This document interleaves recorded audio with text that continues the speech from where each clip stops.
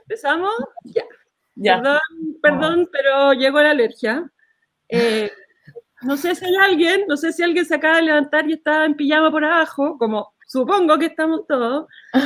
Bienvenidos, muchas gracias por acompañarnos a la presentación ligeramente tardía, un año, no mucho, ligeramente tardía de este libro maravilloso, ¿Quién le teme a la poesía?, de Marcela Labraña, Macarena Urzúa, Manuela Salinas, Gastón Carrasco y Felipe Casen.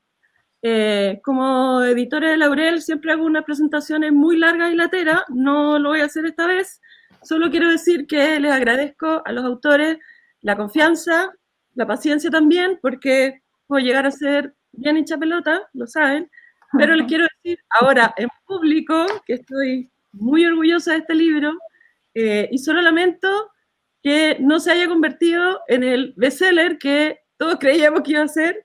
No todavía. Igual sí creíamos.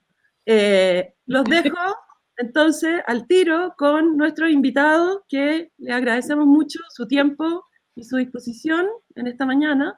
Primero, Cristian Ambanter, el profe de literatura, luego la artista Francisca Feuerhacker. Y después, en representación de los autores, que son muchos, tenemos a la Macarena Urzúa y a la Marcela Labraña. Listo, cuando quieran. Ya, pues, gracias. Bueno, hola a todos y muchas gracias por la invitación. Yo ya había leído este libro antes de que me invitaran a presentarlo, así que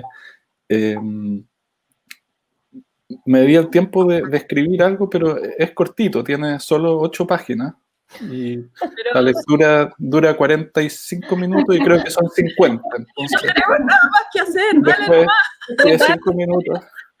Ya. No, en verdad es cortito, así que voy a leerlo, pero sí.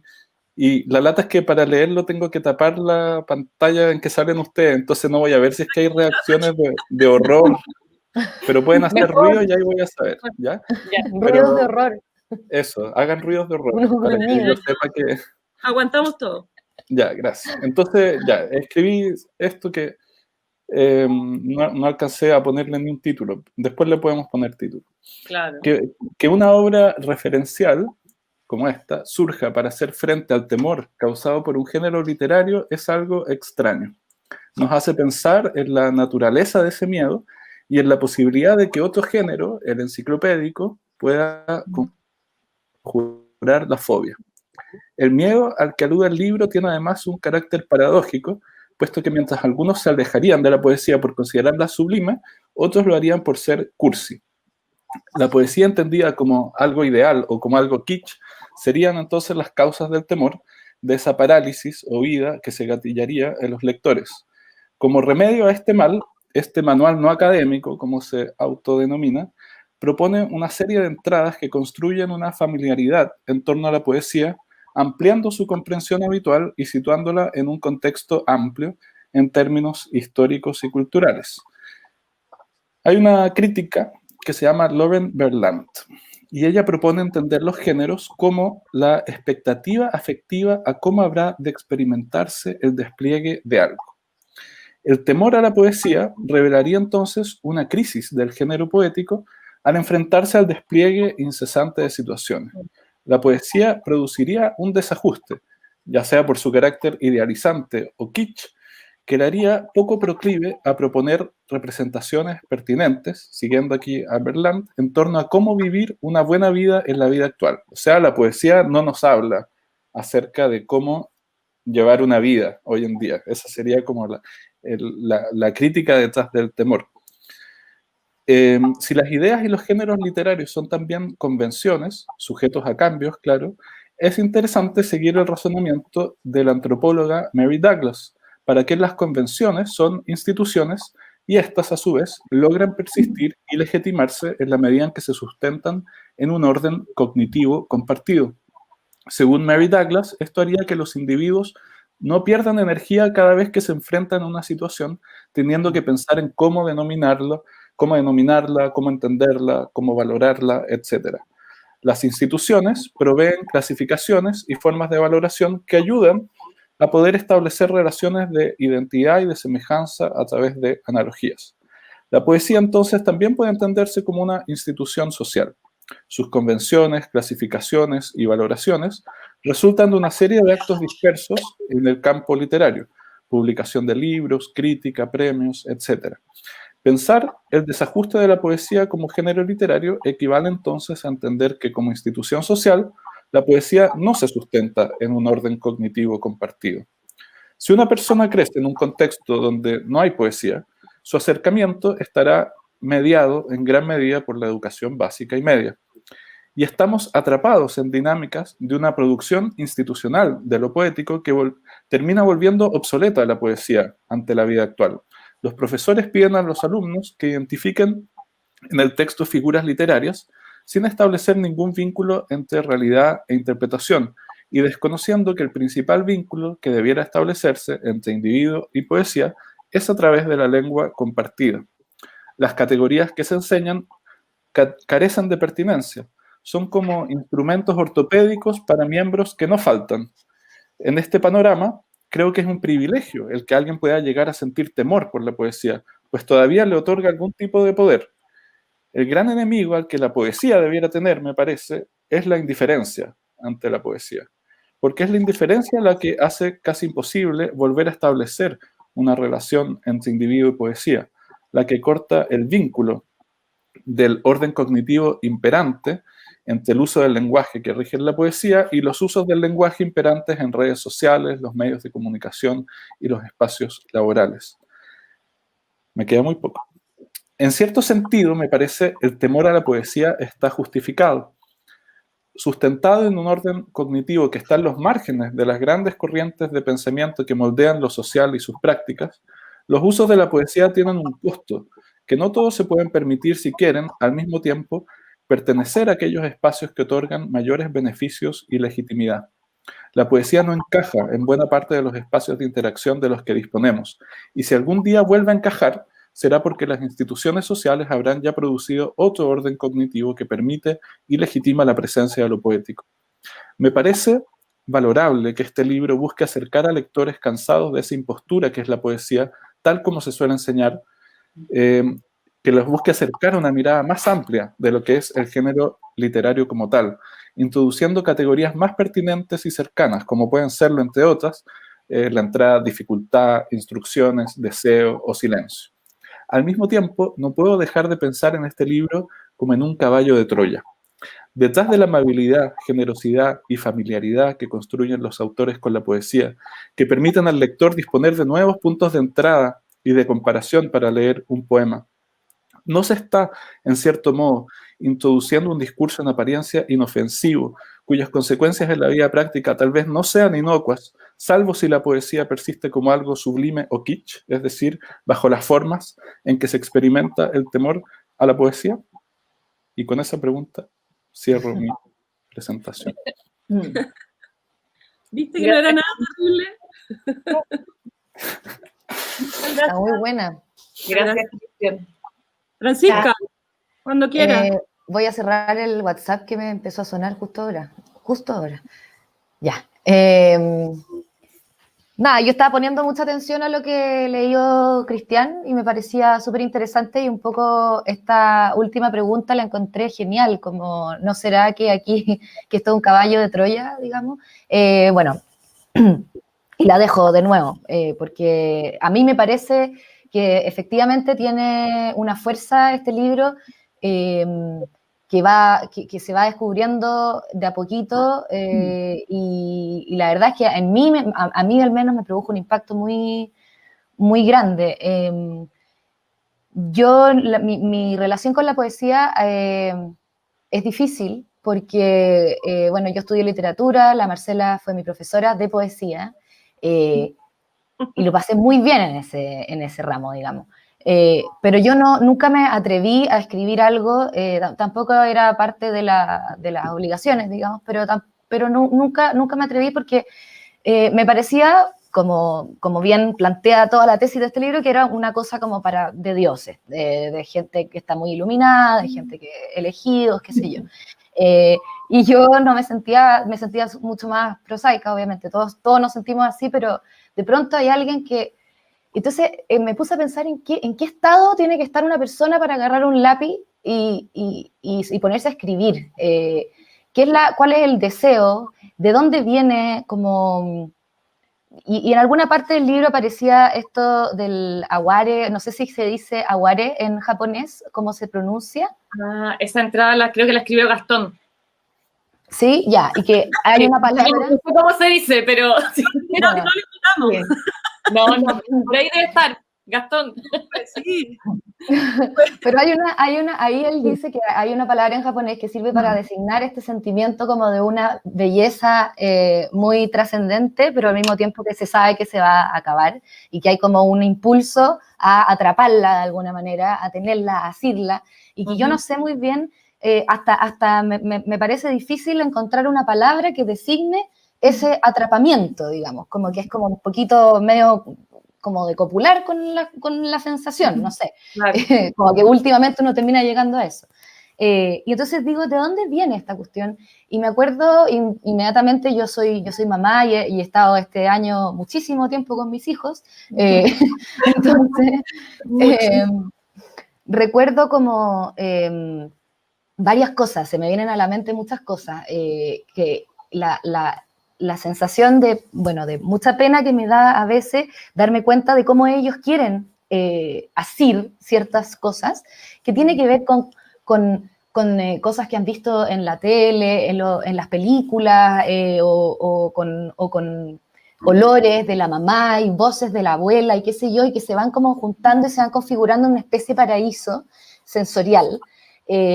Y que, bueno, y los niños, no sé, por lo menos mis niños no escriben poesía, pero veo cómo tratan como de atrapar estas cosas y entonces, no sé, pienso como que los videojuegos, y no sé, se me ocurrió esta idea que quizás antiguamente los poemas más orales, transmitidos de persona a persona, eran una especie, o sea, satisfacían un poquito esta cosa, este deseo, como hoy lo satisfacen un poco los videojuegos.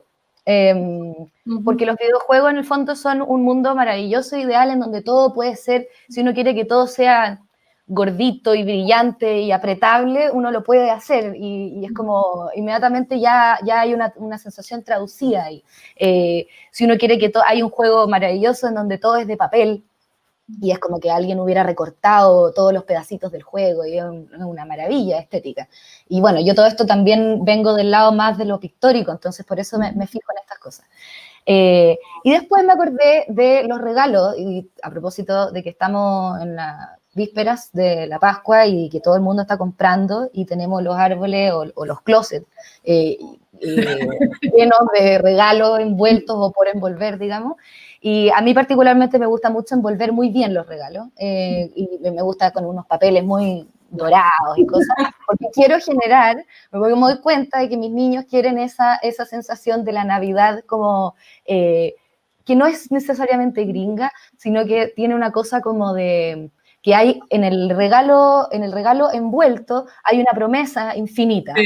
Sí, y una expectativa que siempre tiene... Sí, y es terrible el bajón, obviamente, que a uno le viene después de abrir el regalo, porque lo que pasa es que finalmente esa cosa, lo que estaba debajo de ese papel que tenía infinitas posibilidades, tiene una posibilidad, es un juego de mesa, es una polera, ¿cachai?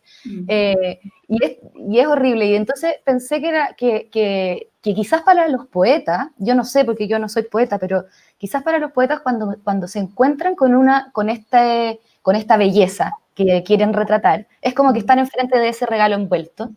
Y no sé si el proceso de ponerse a escribir tiene que ver con abrir el regalo, pero me niego a pensar que es frustrante el proceso de escritura. O sea, yo creo que sí, yo creo que puede ser difícil porque es difícil atraparlo.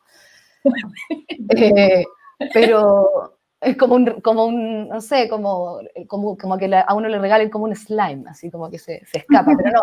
Pero la cosa, pensé, bueno, aquí lo tengo un poco más escrito para no distraerme tanto. En todo caso, no me parecería raro encontrar a un poeta deprimido por considerar que todos sus poemas son copias grises de eso que brilló, un montón de regalos con una función específica y tan pequeña en comparación a la infinita posibilidad que representaba ese envoltorio dorado. Bueno, era un poco eso. Pero al mismo tiempo, también antes pensé que a diferencia del regalo, la poesía, en el proceso de escribir, en su mejor situación, digamos, podría ser tan diferente porque al abrirse, al empezar a abrir ese envoltorio, a empezar a escudriñar en esa belleza, no se acaba, sino que se abren nuevos caminos. Y eso ya, la analogía ya no sé ya qué sería, como seguir abriendo, hay un juego que los niños juegan que es abrir y son envoltorios eternos y no para nunca. Y quizás eso es un poco el proceso de la poesía. Pero ¿por qué los poetas andan tan deprimidos por el mundo? No lo sé, tal vez tiene que ver con otras cosas, con La con pose, envidia. la pose. ¿Ah? La pose nomás, digo yo. O la pura pose, claro, también hay una entrada en el libro que habla de esto, del artista bohemio, y es muy chistoso. Entonces, nada, bueno, quiero concluir esta como popurrí de pensamiento agradeciéndoles, porque la verdad es que este libro me entretuvo muchísimo y además me enseñó un montón de cosas que había olvidado y que es un tesoro realmente poder aprender de esta manera tan amigable. Es como un grupo de amigos que te enseñan lo que saben. Y todo muy en buena onda y con ninguna, sin pose, digamos, como estábamos diciendo. Y creo que este libro, no sé, ustedes están pensando en venderlo como, ¿cómo se dice cuando te lo compra como Chile? ¿El ministerio? El ministerio, cuando lo compras Se dice milagro, se dice milagro. Se dice milagro. Es que creo que realmente No ocurre. Pero ¿todavía no ha ocurrido o estamos esperando el milagro? No sé. Ya, es que... Mira, voy a decir una infidencia, Bueno. porque igual debemos ser como 3,5 personas, así que da lo mismo. Sí.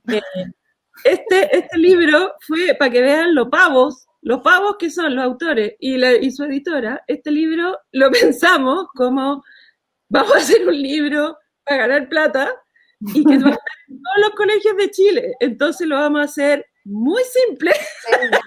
Clarito, esquemático. Claro, claro. Muy fácil.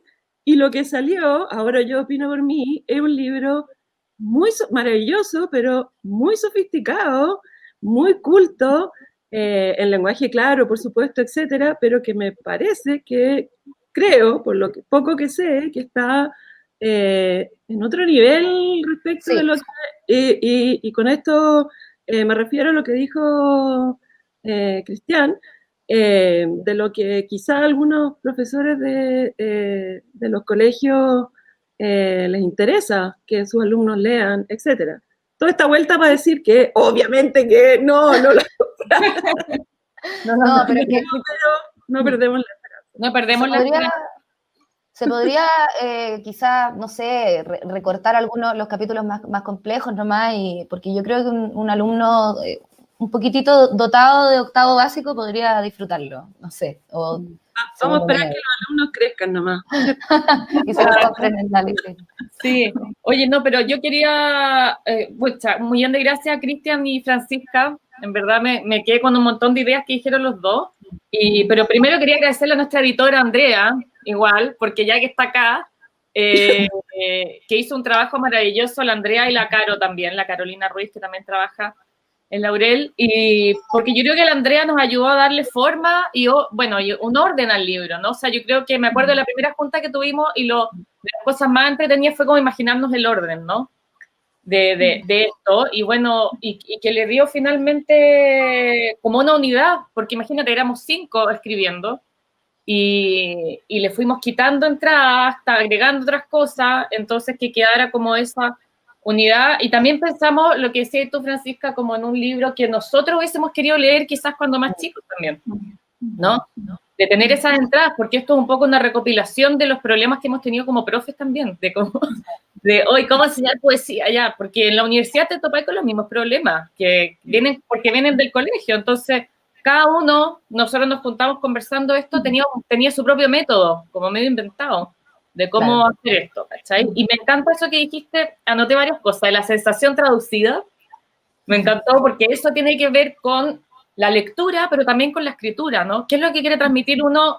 Yo también escribo, Cristian, yo sé que también, Obviamente, pero también como profe, es la sensación que yo tuve al leer este poema, que me encantó, que me fascinó, qué sé yo, que también poderla transmitir a tu estudiante. ¿Sabes? Entonces, eso y es complejo, porque ¿qué es lo que pasa tanto al escribir como al leer? Ese envoltorio que tú hablabas, y qué es lo que uno se encuentra al final, para mí la punta de la piedra de tope es el lenguaje, ¿no? Sí. El lenguaje que a veces es intraducible, el lenguaje que a veces, siendo que es la materia de lo que usamos todos los días, de cómo lo usas para decir otra cosa, un poco, ¿no? Claro. Entonces, y cuando uno escribe, también se topa con ese problema, ¿no? Entonces, siempre está ahí. Y otra cosa, la que dijo Cristian, me encantó lo de Lauren Berlant, es un desajuste, ¿no? Lo de la poesía como un desajuste. Es que eso es, porque es decirles, mira, esto es la lengua prosaica, como tú decías, Francisca, con la que hablas todos los días, pero no es cierto? Pero algo pasa que en realidad no es, pero sí es, ¿te fijáis? Entonces, no es, y eso es lo que le da complejidad, pero al mismo tiempo, a mí me parece que es bonito y que este libro tenía para nosotros 80.000 entradas, o sea, te morís como tuvimos que ir cortando, porque era un Frankenstein, era un mamarracho así, pero ya tremendo, que ahí por eso te digo, la Andrea así como se pasó, como que lo vio dentro de este Frankenstein que había algo, y lo que tú decías de los juegos de niño y todo, yo en mi mente poco tecnológica, pero yo igual me imagino como que esto podría tener varios hiperlinks, ¿no? O sea, como que una entrada de dificultad te lleva a belleza, te lleva si es que se pudiera hacer algo así, ¿te fijáis? Sí. Como un diccionario así, no sé. O sea, yo de verdad creo que la poesía está muy separada de los videojuegos como por las personas, pero podrían juntarse de una manera muy interesante, no sé cómo, no se me ocurre. Bueno, ya alguien publicó un libro que se llama Enuigi acerca de Mario, o sí, era de Mario, no creo, no sé. Pero tienen ahí una relación que podría ser chorísima. Eso. Sí, ahora, sí, muchas gracias por las presentaciones, por ambas presentaciones. También me evocaron muchas cosas y quería como referirme a este tema de la relación particular entre el envoltorio y el contenido, ¿no? Que cuando la Francisca hablaba, evoqué un ensayo que me gusta mucho de Roland Barthes, que se llama El Imperio de los Signos, ¿no? Y que es sobre Japón, nuevamente. Y él tiene un capítulo, un fragmento de ese libro dedicado a el valor fundamental que le otorgan los japoneses tradicionales, obviamente, o quizás también los más contemporáneos, más mezclados, mimetizados con Occidente, pero quizás se mantiene aún al envoltorio, ¿no? El envoltorio de un regalo es, y para mí también lo es, como nunca estoy tranquila si voy a un cumpleaños y no he envuelto el regalo, como que, y nunca pido que me lo envuelvan, siempre lo envuelvo pero es como que un desastre, pero como que para mí parte importante del regalo desde siempre ha sido el envoltorio. Y trato de no repetirme, como que soy muy exigente con mi envoltorio, muy maniática. Entonces, cuando leí esto de Roland Barthes, dije, oye, pero esto es no solo la poesía, yo creo que quizás cualquier manifestación artística pone mucho el acento en el significante, ¿no? Sí. El contenido importa, pero y yo creo que en particular el lenguaje poético, por lo que estábamos conversando, deposita gran parte de su confianza y desconfianza también en el significante, ¿no? En encontrar ahí algo luminoso, potente, atractivo, más allá del contenido, ¿no? Y afina el contenido, a veces contradictorio el contenido, ¿no? Y hay polémicas desde el inicio de la teoría literaria, ¿no es cierto? Horacio, en fin, etcétera, todos ellos dicen debe haber una adecuación, pero rápidamente hay algunos poetas que rompen esa adecuación, ¿no? Sí. Así que, no, muy, muy bonito esta comparación con el tema los papeles de regalo, muy navideña también. Un llamado a comprar libros para... No, y la expectativa, de lo que decía Cristian, esa expectativa es una expectativa afectiva, ¿no es cierto? Y me encantó eso de la cosa como ortopédica, porque ese es el problema cuando los que damos clases de poesía y los alumnos, ay, no, profe, es que me carga por la poesía porque nos enseñaban porque te obligaban a cortar los versos, te acordás a contar y a sumar, o sea, y es como, yo les digo, está bien, eso hay que saberlo, pero no vamos a hablar de eso, como... Oye, ¿está Felipe por ahí? Quizás quiera decir algo. El poeta. Yo también quería destacar una cosa que dijo Cristian de la... Va a ser... Solo quiero destacarla, así es como que soy un destacador humano en esto nomás. Cuando dice que la poesía no nos habla acerca de cómo llevar una vida y que eso podría explicar también su crisis, digamos, de popularidad. ¿A eso te referías o no?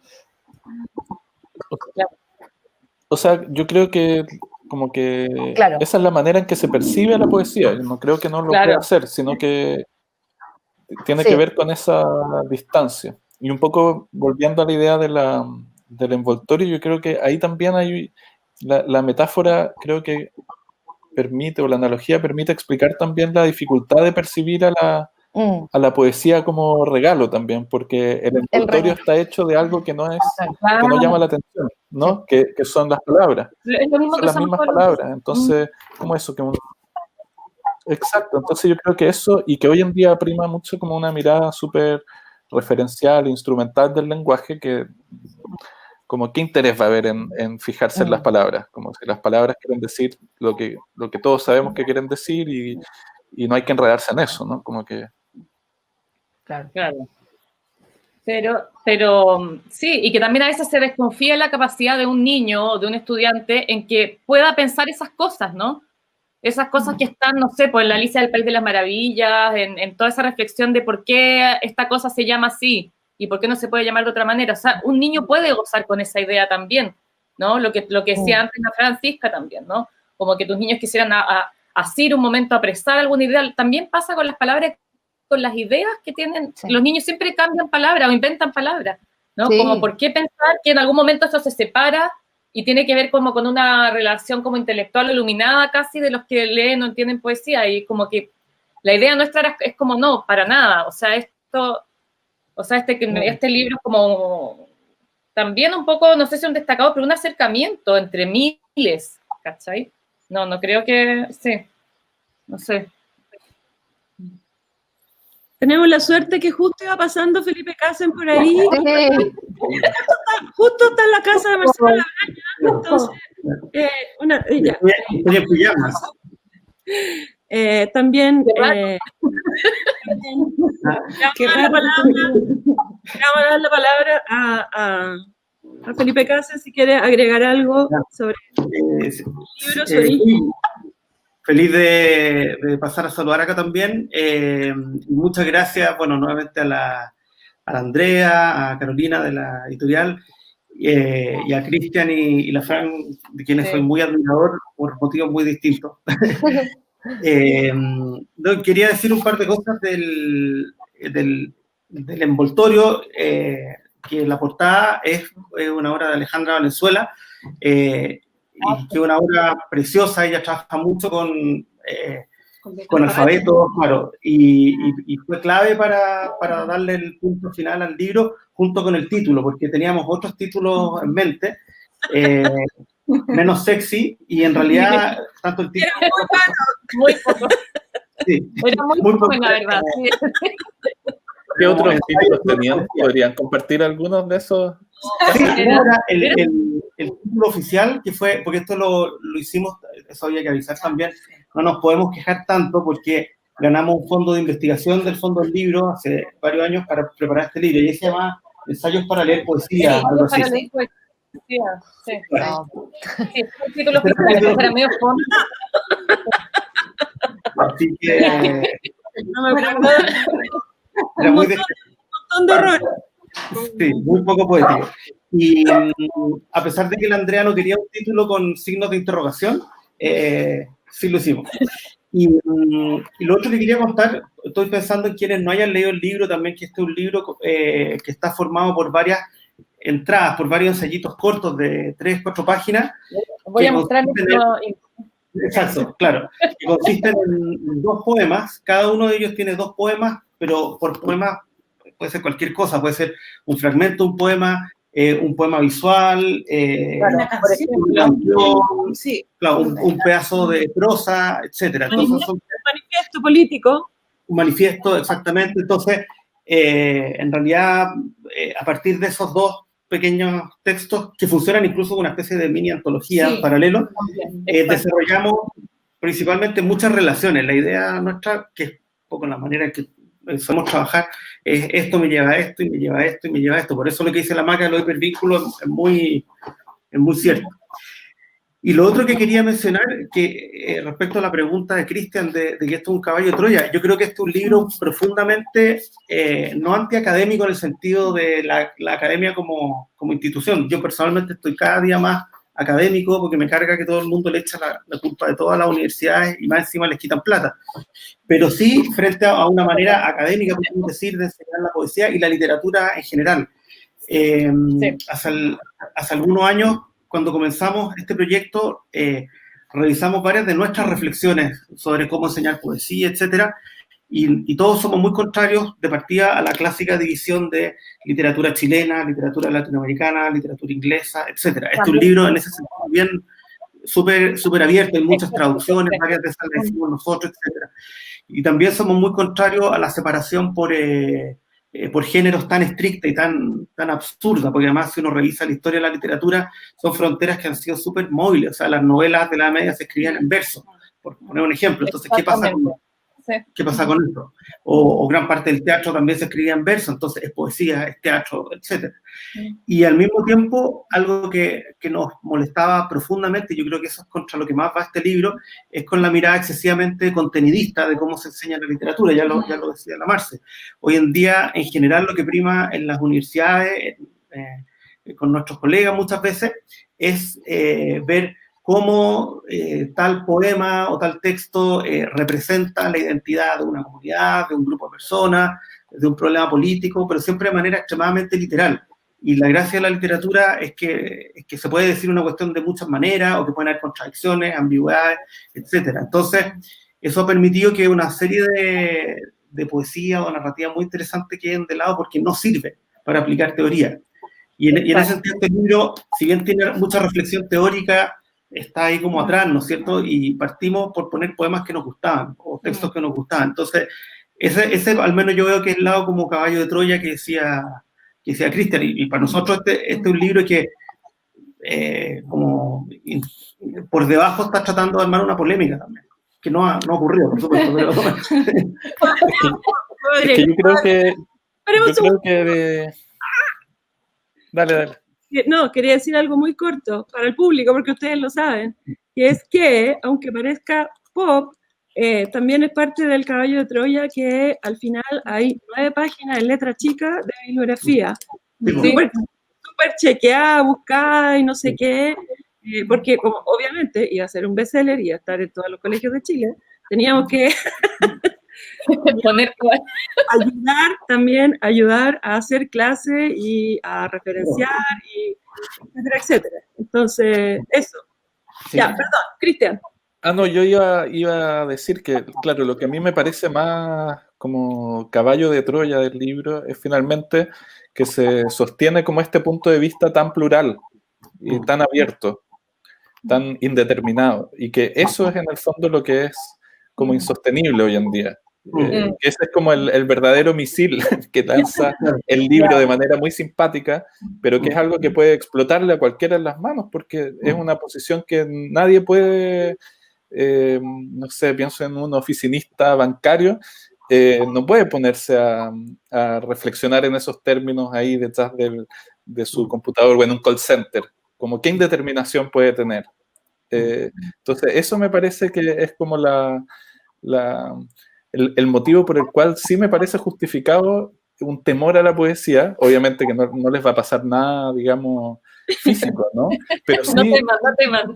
Pero sí hay un temor que me parece que está justificado en cómo la poesía pone en juego, pone en tensión una serie de convenciones de todo tipo. Sí. Claro, entonces ese temor a desestructurarse, que está muy presente en una sociedad tan presionada como la chilena, me parece entonces natural hasta cierto punto que haya ese temor. Así que yo respondería a la pregunta, ¿qué le teme a la poesía? Como con un Chile le teme a la poesía. Y que por lo tanto, es que el Estado de Chile, el día que el Estado de Chile les compra este libro, va a ser un paso muy importante para el país. Tiene toda la razón mi candidato constituyente, Cristian Ambante. Sí, eso, estamos en este momento de lanzar la candidatura. Estamos preparando hace meses en silencio. Sí. Parece que me quedé fuera ya me quedé fuera, parece ya. Te quedaste fuera, pero acá nuestros jefes, los jefes de campaña estamos... Oye, pero no, estoy súper de acuerdo con lo que dice Cristian y por lo mismo, y también lo que dice Felipe, por lo mismo pusimos no solamente poemas, ¿no? O sea, imágenes, cuadros, pedazos de novelas también, ¿no es cierto? O hablamos de películas, o sea, que la idea de la poesía, obviamente, que ese tipo de lenguaje o de ideas está presente también en todas esas otras manifestaciones, ¿no? No enmarcarla, y de hecho quizás eso era lo más difícil, por eso que ahí el trabajo de la editora fue como ya armar este mono, porque nosotros teníamos demasiadas ideas y había que, ¿no es cierto?, que traerlo a una realidad y que siempre implica quitar algunas cosas, pero eso está bien, o sea, yo quedé feliz con cómo quedó el libro y siento que podríamos seguir haciendo una parte 2, 3, algún día. Es que nos pide el Estado de Chile cuando se dé cuenta de esta falta, nos va a decir, por favor. Sin parar. ¿Ah? Sigan, continúen la producción, por favor. Por favor. Sí. Yo quiero preguntar a la transmisión, ¿es posible? Porque nosotros nos vemos a nosotros nomás, no tengo idea quién más está aquí, ver o hablar o escuchar a Manuela Salinas y Gastón Carrasco para saludarlos. Buenísimo, sí. ¿Otros autores están ahí? Tenemos un móvil en... No se puede, que son nuestros otros que no. Pero igual no quería.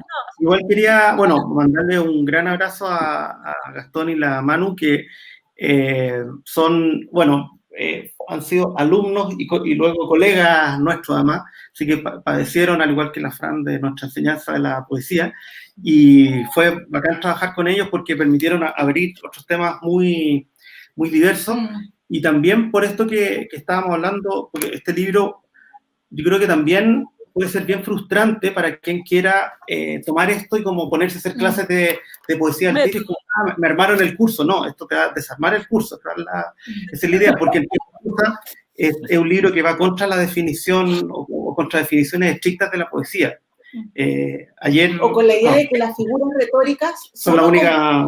y solo competen a la poesía, permanentemente hablamos de figuras retóricas, o sea, nos entendemos un montón de con la sinestesia, por ejemplo, la usamos mucho. Sí, o sea, en ese sentido somos gender fluid con los libros literarios. Estamos muy ahí nosotros. Estamos totalmente... O sea, pucha, no sirve para la... Ay, perdón, Andrea, tú estabas hablando. Sí. No, es que yo iba a repetir un poco, no sirve para la PSU este libro, va a desarticular todo este sistema. Pero entonces... Somos lo peor para tratar de vender un libro. Si en el fondo lo que estamos haciendo, el lenguaje poético, es que el libro es un cacho. Pero por eso mismo... Es entretenido y vale la pena verlo. Vale la pena. Maravilla también.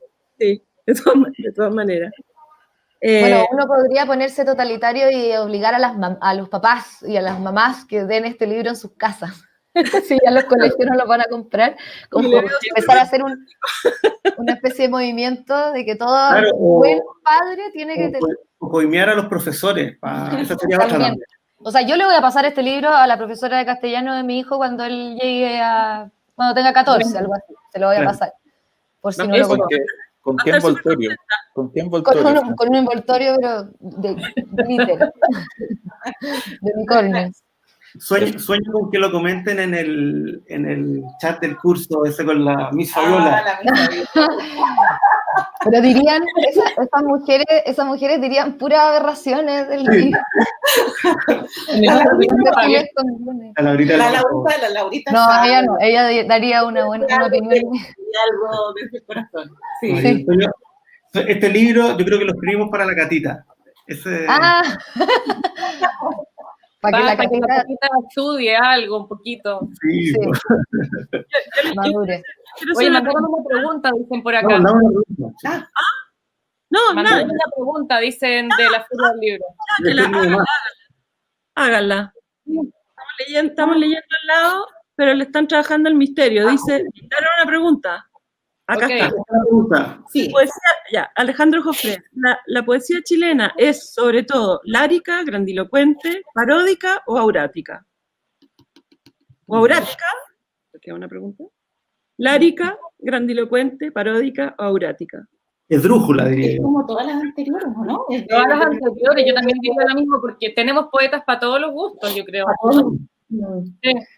Tenemos láricos, tenemos paródicos. Mucho lárico, paródico menos, aurático, todos quisieran hacerlo. No sé. Pero esto era la relación entre lo grandilocuente y lo paródico, porque que tiene que ver un poco con lo que hablaba Cristian. Es tan ridículo ser poeta, es como una...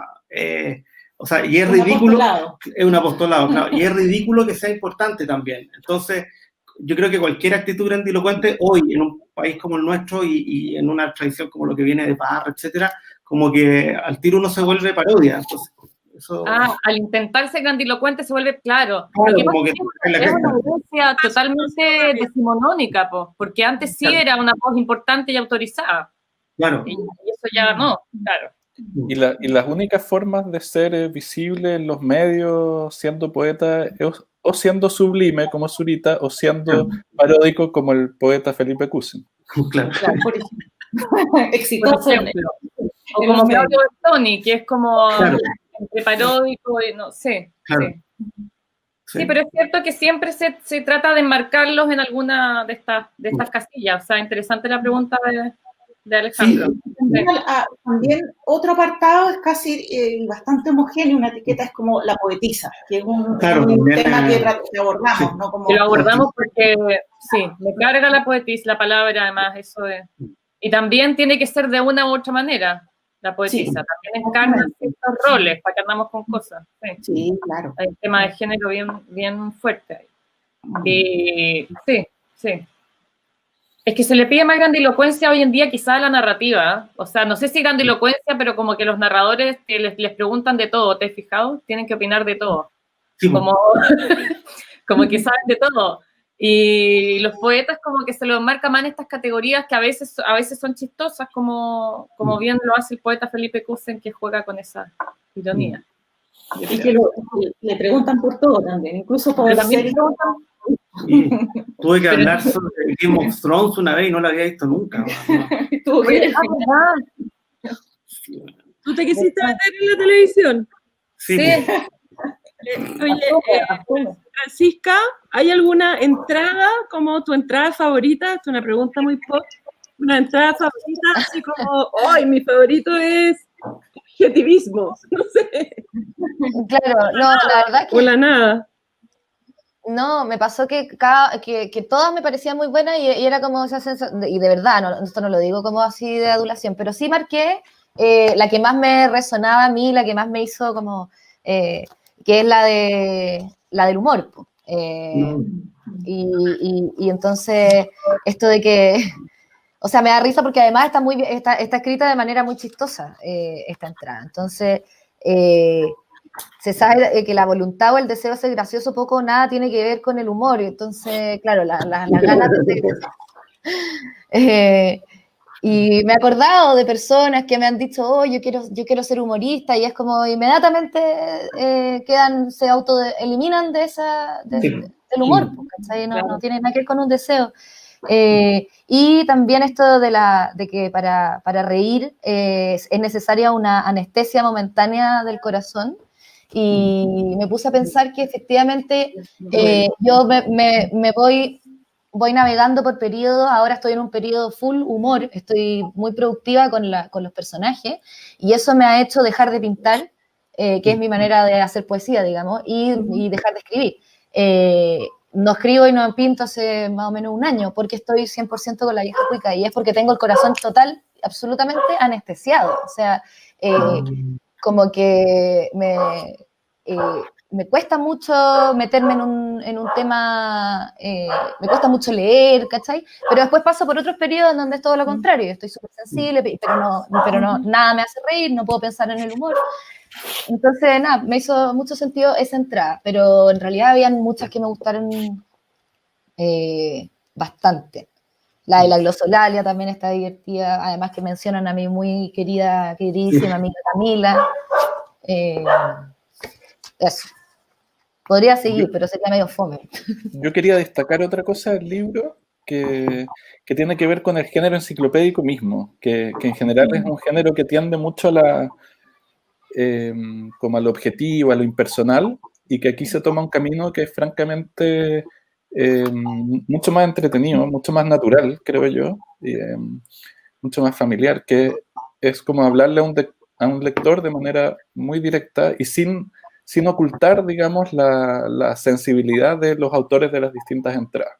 Entonces, a mí me encanta cuando el libro dice como, oye, nadie os ofenda, pero dice tal cosa. Así que, qué manera más simple de decir esto, qué manera más linda, no sé, como que aparecen elementos que históricamente como que fueron reducidos en el género enciclopédico, que aquí reaparecen, y eso a mí me parece que es algo a destacar del libro, como dentro del género referencial, no es común que pase eso. Y está lleno de hoyos el libro, también, en el sentido que hay N entradas que deberíamos haber hecho y que no hicimos. O sea, es un libro muy incompleto. Como las copias, sí. Claro, está lleno de cuestiones que nos dio lata hacer y preferimos otras más específicas o más raras. Entonces no estamos cubriendo claro, como... no es exhaustivo. No para nada. Como lo sería un no, eso es... libro Por eso referencial. no lo compraron, básicamente. Yo creo que ahí la cagamos. Sí. No, claro, quiero... podría ser... Está terminando, solo quiero comentar una cosa que sobre esto, como la alusión al género enciclopédico, que tradicionalmente suele ser en la parte del resultado, como en el estilo y el tono, muy parejo. La enciclopedia uno lee y es como todo igual. Y en este caso se hizo lo contrario, que es que cada uno hablaba o escribía como quería, y por eso están firmados, porque para que no hay que unificar siempre todo. Y eso. No está nada, no queda nada. Quiero agradecer a todo el mundo fantasma que no veo, a Gastón y la Manuela, que no vemos, pero que son parte, son autores de este libro también, a Francisca y Cristian, muchas gracias. Gracias. Muchas gracias. Logramos presentar este libro un año después. Sí, pero igual. Muchas gracias a la Furia por este espacio. Besos, abrazos, gracias. Muchas gracias. También. Gracias a ustedes. Chao, chao. Bien. Nos vemos. Gracias. ¿Cómo sale? No sacar.